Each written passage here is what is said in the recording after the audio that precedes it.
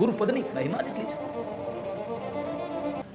કે આજ સુધી ભલે તમે ગુરુ ન માન્યા તો ન માન્યા કોઈને, પણ કાલથી તમારા જીવનમાં જે સારો માર્ગ બતાવે ને એને તમારો ગુરુ તરીકે માનીને એની સેવા કરજો. તમને સાચા માર્ગ ઉપર લઈ જાય.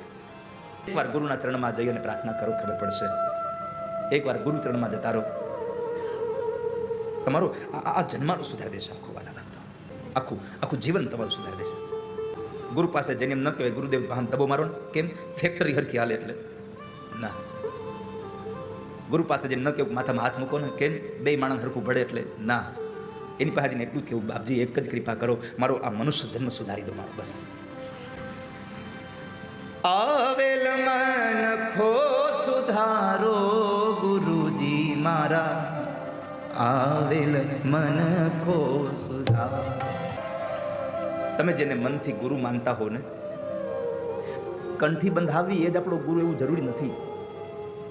તમારા હૃદયમાં જેને ગુરુનું સ્થાન આપો છો એ ગુરુની નિષ્ઠાથી તમે સેવા કરશો ને, તો આ સુદામ ચરિત્ર એમ કહે છે કે ભગવાન જેવા ભગવાનને ઐશ્વર્ય જો મળ્યું હોય તો ગુરુની સેવાથી મળ્યું છે.